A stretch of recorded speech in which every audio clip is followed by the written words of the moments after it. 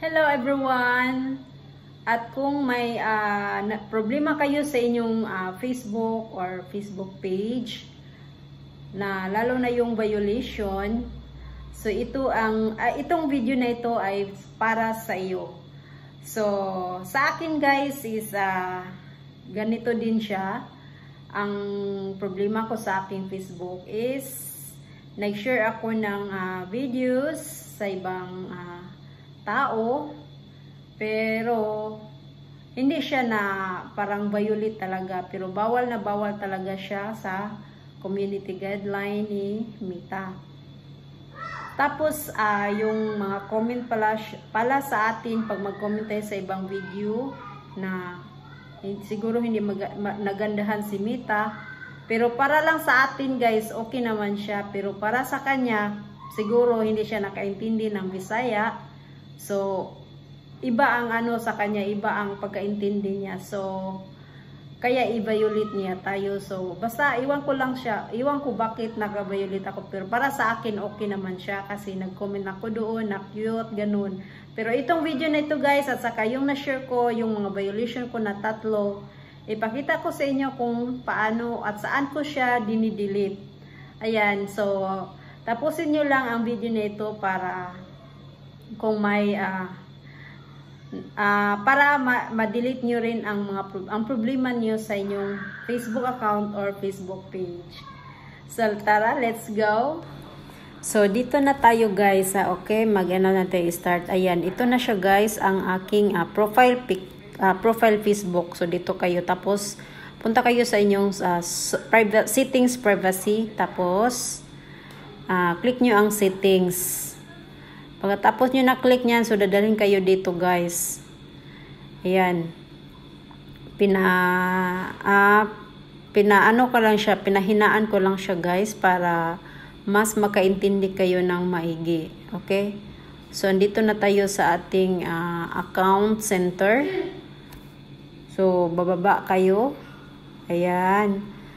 Hihilain nyo lang siya pataas guys. Tapos niyan, ayan, nag-ano pa ako, tinignan ko lang yan sa baba.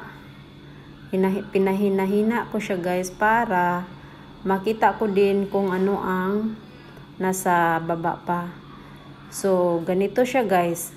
Ayan, diyan ang nagdeenda yan. So, pataas tayo ulit. Yang yung your activity, ayan, dan tapos manage your activity Facebook. So, yun ang i-click nyo. Pagkatapos niyan, dadalhin kayo dito guys. Ayan, di ba?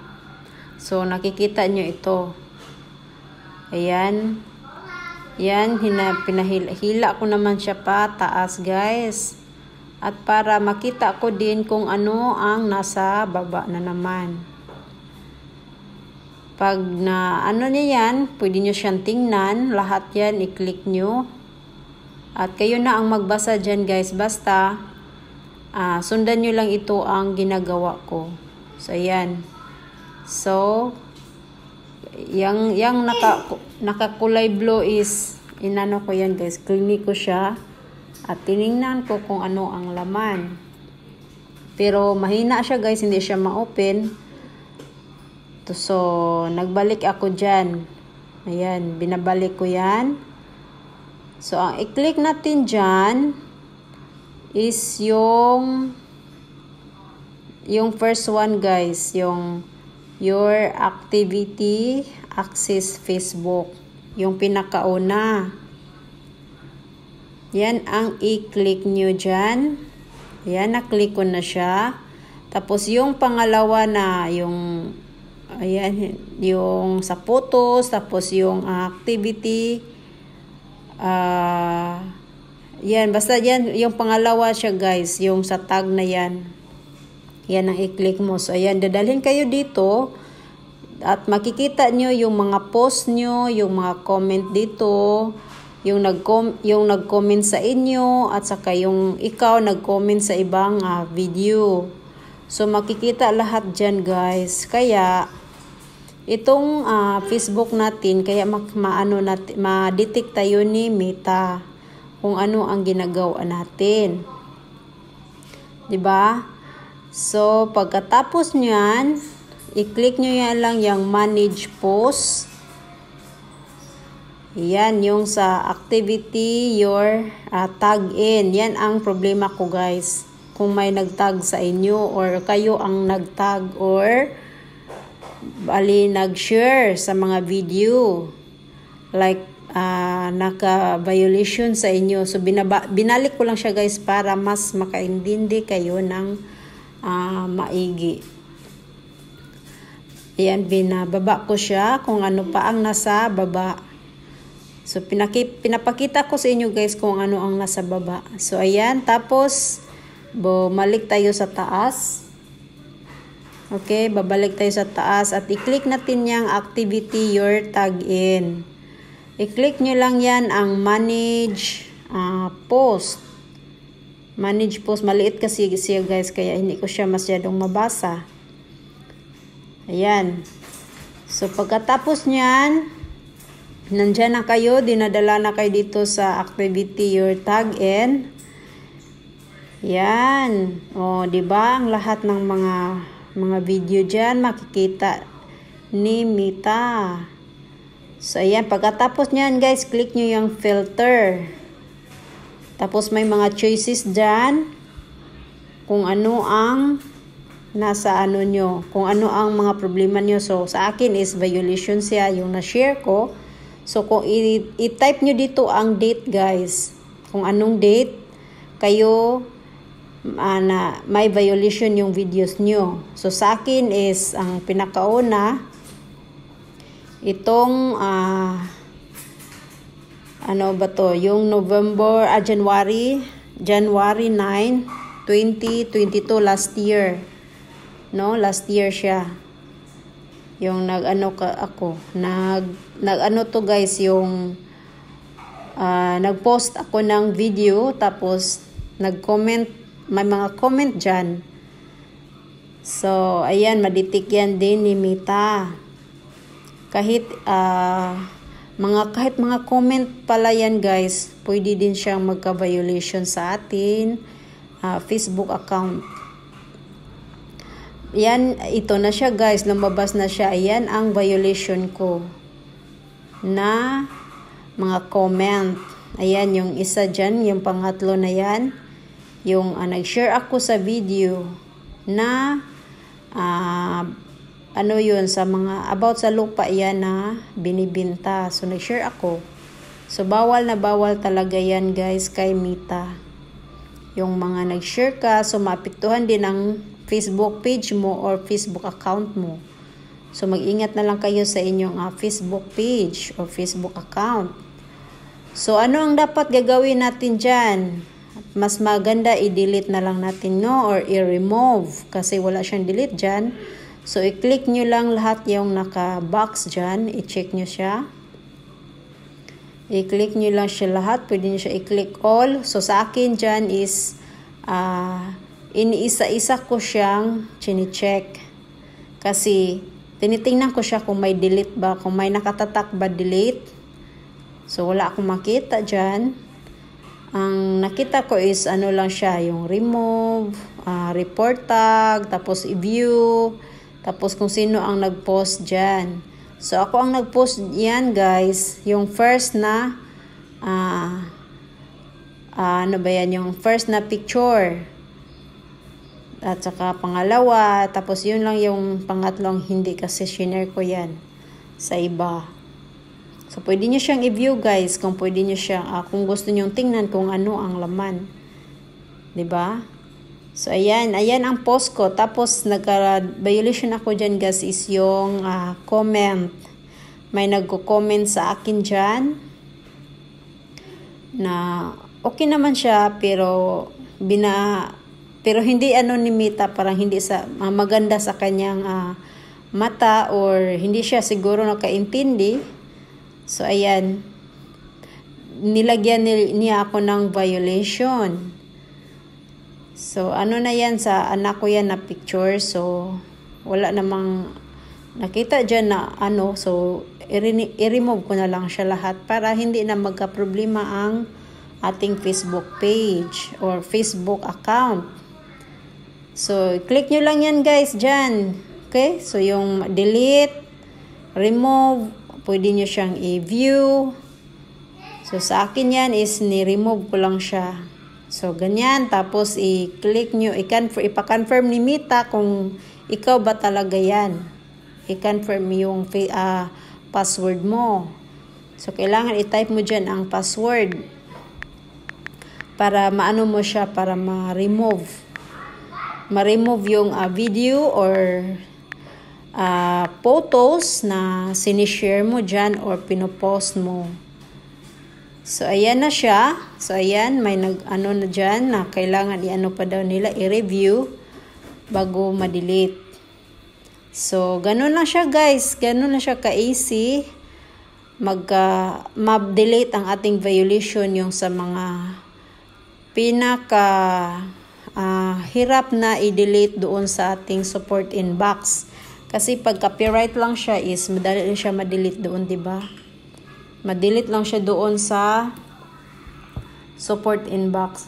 So, mag-back na naman kayo guys kung may iba pa kayong violation dyan sa inyong support inbox. Ganun na siya ang gawin nyo yung i-remove tag. Tapos ilagay nyo ang date. Ganun na siya guys. Balik-balik nyo lang siya i-delete. I-remove. Yun lang ang dapat gagawin natin sa ating Facebook page or Facebook account. Kung ano ang date na nagka-violation kayo, so pwede nyo i-type dyan. So, madali lang yan. Basta marunong lang kayo at saka tinitingnan nyo ito ng mabuti at tinatapos nyo ang video na ito. So, ganun lang. Tapos, pagkatapos nyan, i-click nyo yung ang done kung natapos nyo ang ilagay ang date at saka yung year at saka yung month. Excuse me. So, ganun na siya guys. So, ayan. Ito na naman siya yung sa December 26 na 2021. So, ano din siya yung sa post ko din ito. Yung mga comment dyan. Comment din, nagkaano din ako dyan sa comment. Yung may mga comment sa videos ko or sa photos ba yan. Basta, yun sa akin ito is parang comment yata to. Kaya nagka-problema. Tapos, i-ano nyo lang siya guys. Ganun lang sa ang gagawin natin. I-check lahat. Yun lang ang dapat natin gawin. Ibalik-balik lang natin siya gawin guys para mawala ang ating violations. 'Di ba? So, dapat mawala na ito guys kasi ito ang problema ko sa aking Facebook account na matagal ko na siyang iniisip kung ano ang aking violation na hindi ko siya makita, kaya nagpasalamat din ako sa nag-tutorial nito at doon ko nakita ito guys kung paano siya i-delete na pinaka mahirap na violation. Pero ano siya guys, nung nag-delete ako sa iba kong violations, doon ako sa Chrome. So, ang dami palang pwede saan natin siya ma-delete. So, ito na naman siya guys, kasi 3 violation ko, no. So, ito na siya, 2 ang ko dito, yung sa November 28, 2021 din siya, na din ang violation ko. So, ganito lang siya guys. I-click nyo ulit ang box na dyan. I-click nyo yan ng check. Tapos, nyan, i-remove ulit. I-click ang remove, tapos done. So, ganyan. Yan sa message na mag-antay para ma-review ni Mita ang pag-remove ng violation natin. So, ito lang siya, diba? So, kung natutunan nyo ang video na ito, pwede nyo siyang i-share sa iba para alam nila kung ano ang dapat nilang gagawin or kung saan nila i-delete ang kanilang ibang violation sa kanilang Facebook. So ito siya guys, yung last na violation ko ito is sa comment.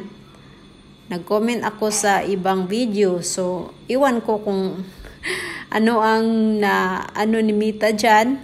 Sa akin naman is sinabi ko lang dyan na naghanap lang siya ng kung saan siya kung saan siya